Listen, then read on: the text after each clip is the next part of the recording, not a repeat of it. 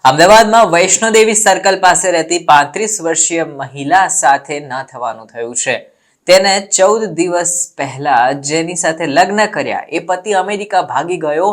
એટલું જ નહીં, ત્યાં જઈને એના પતિનું અફેર એક વિદેશી પુરુષ સાથે હોવાનું પણ ખુલ્યું હતું.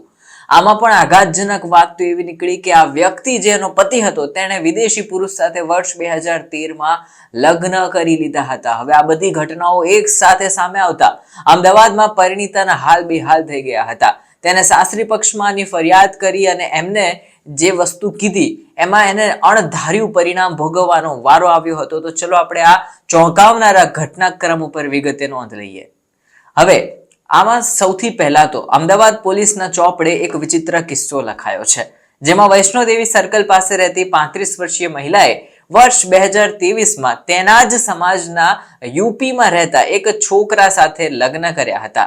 આ યુવક અમેરિકાની સિટીઝનશિપ ધરાવતો હતો અને વેલ સેટલ હતો. તેણે પત્નીને પણ વાયદો કર્યો હતો. આ અમદાવાદની મહિલા જે હતી તેને વાયદો કર્યો હતો કે લગ્ન પછી હું તને અમેરિકા લઈ જઈશ અને ત્યાં જ સેટલ કરીશ. બાદમાં આ બંનેના લગ્ન થયા અને તેઓ હનીમૂન માટે શિમલા ગયા. હવે ત્યાં પતિનું વ્યવહાર થોડું વિચિત્ર લાગ્યો, કેમ કે પતિએ હનીમૂનમાં અમદાવાદની મહિલા કે જે એની પત્ની હતી તેની સાથે શરીર સંબંધ બાંધવાની ના પાડી દીધી અને પછી પતિએ તેની સાથે હનીમૂન બાદ ક્યારેય પણ એની સાથે કઈ જ સંબંધ બાંધવાની ના પાડી. હવે આને તબિયતના બહાના બનાવ્યા, થોડું હજુ ક્લોઝ થઈએ પછી આ બધું કરીએ, એ બધી વસ્તુઓ કરી. એટલે પહેલા શરૂઆતમાં પરિણીતાને શંકા ના ગઈ. એને થયું કે હજુ અમારા બે વચ્ચે થોડુંક ડિસ્ટન્સ છે, અમે ક્લોઝ આવી જઈએ પછી બધું યોગ્ય થઈ જશે. પરંતુ બાદમાં એ લોકો ક્લોઝ આવે એની પહેલા એનો પતિ જે હતો તે ઘણીવાર વિચિત્ર હરકતો કરતો, છોકરી વેડા કરતો હતો અને બાદમાં અચાનક જ આ યુવક જે હતો તે એની પત્નીને લઈને અમદાવાદ આવી ગયો અને પછી તેને ત્યાં પિયર મૂકી અને પોતે યુપી જતો રહ્યો હતો. તેને કહ્યું કે મુઝફ્ફરનગરમાં મને એક કામ છે. બાદમાં યુપીથી તે ડાયરેક્ટ 2-3 દિવસની અંદર અમેરિકા ભાગી ગયો. એટલે લગ્નના 15 થી 20 દિવસમાં એ વ્યક્તિ અમેરિકા છૂ થઈ ગયો. હવે પત્નીને મેરેજ સર્ટિફિકેટ તૈયાર કરવા માટે આ પતિ ફોન ઉપર કહેતો રહ્યો, બધા ડોક્યુમેન્ટ તૈયાર રાખ, હું તને અમેરિકા સિટીઝન તરીકે જ બોલાવી લઈશ, તને ડાયરેક્ટ મારી પત્ની તરીકે સ્પોન્સર કરીશ. એટલે હવે દિવાળી અને કડવા ચોથનો સમય આવ્યો. પરિણીતા જે હતી તેને થયું કે હું સાસરી પક્ષમાં જોઉં, એટલે તે અમદાવાદથી યુપી ગઈ. પણ યુપીમાં તે જેવી પહોંચી એવું એના દિવાળી અને કડવા ચોથ બંને તહેવાર બહુ ખરાબ ગયો, કારણ કે સાસરી પક્ષવાળાએ તહેવાર ઉજવવા માટે આવેલી આ એમના ઘરની વહુ પાસેથી રૂપિયાની માંગણીઓ શરૂ કરી દીધી અને ત્રાસ આપ્યો.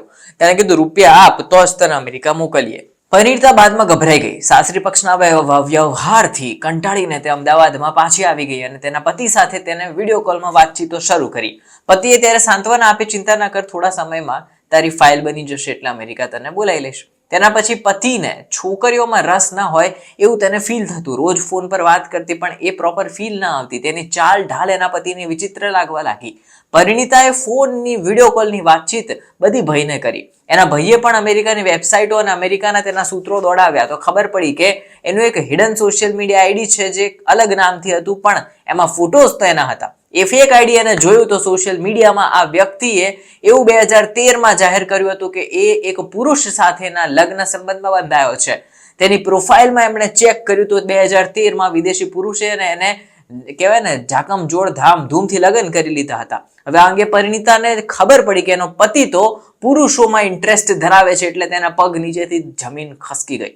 તેને તરત એના પતિને ફોન લગાવ્યો અને કહ્યું કે મને બધી ખબર પડી ગઈ છે કે તમારું અફેર એક છોકરા જોડે ચાલે છે, તમે લગ્ન કરી લીધા છે અને તમે આ બધું કેમ કર્યું? તો પહેલા તો એને વાત ટાળવા કોશિશ કરી. પતિએ કીધું કે માત્ર સિટીઝનશિપ માટે કર્યું છે. તો પરિણીતાએ પૂછ્યું કે તો તમે શું ડિવોર્સ લઈ લીધા છે? પછી તો આ વ્યક્તિ ગુસ્સે થઈ ગયો. તેનો પતિએ કીધું કે અમારી પર્સનલ લાઈફ છે, તું કઈ બોલી ન શકે, એમ કરીને તેને ગાળો ભાંડી હતી. અને બાદમાં હવે સાસરી પક્ષને આ પરિણીતાએ વાત કરી કે તમારો દીકરો આવો છે, તમે મને પહેલા કેમ ન કીધું? તો સાસરી પક્ષ ઉલટાનો એના ઉપર ચડી બેઠા. માનસિક રીતે એને તોડી પાડીને કીધું કે રૂપિયા આપતો જ તને ત્યાં અમેરિકા મોકલીએ, બાકી કઈ જ નહીં. હવે બાદમાં આ અંગે કંટાળીને તેના પિયરમાં મા બાપને જાણ કરી અને પછી એ બધાએ મળીને એ જે વ્યક્તિ અમેરિકા ભાગી ગયો એના પતિને સમજાવ્યો, પણ એ ન સમજ્યો. એટલે છેવટે કંટાળીને આ જે મહિલા હતી અમદાવાદની તેને આત્મહત્યાનો પ્રયાસ કર્યો. એટલે એના પરિવારજનો ગભરાઈ ગયા અને પછી મહિલા પોલીસ સ્ટેશનમાં ફરિયાદ નોંધાવતા અત્યારે આગળ તપાસ શરૂ થઈ ગઈ છે.